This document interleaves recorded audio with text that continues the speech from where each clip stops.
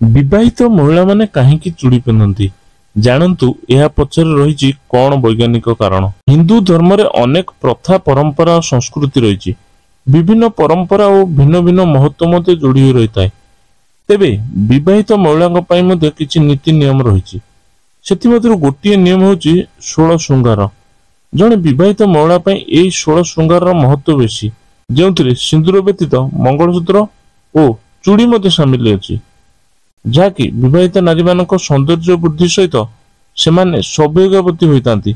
जदियो वर्तमान समय बदलिबा सह लोकंक पोशाक और जीवन शैली रे परिवर्तन आछि तथापि चूड़ीर प्रथा आज भी सेमती जीवित अछि। एगुड़िकु एबे भी धार्मिक रीतिनीतिर एक गुरुत्वपूर्ण अंश भाव में विवेचना करा जाए। तेबे विवाहित महिला माने चूड़ी पिंधिबार किछि पौराणिक और वैज्ञानिक कारण मध्य रही। तेबे आसंतु जानिबा से संपर्क ए भिडियो रे। परंपरा अनुसार विवाह पर झील हाथ में चूड़ी पिंधिबा दरकार।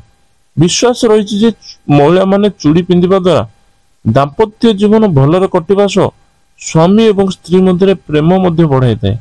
यह व्यतीत जदि विवाहित महिला माने सेमानक हाथ में चूड़ी पिंधती तेबे सेमानक स्वामी बयस बढ़ी थाए। तेबे महिला माने चूड़ी पिंधिबा द्वारा घरे कौन आर्थिक समस्या देखा न थाए।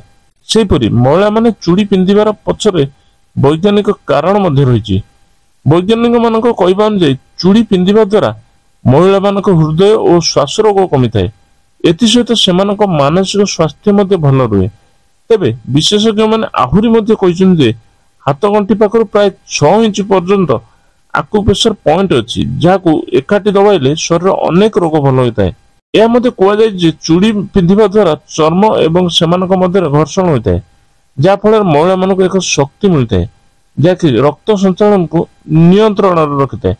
तेबे महिला माने चूड़ी पिंधिबा द्वारा निजको अधिक शक्तिशाली अनुभव करते।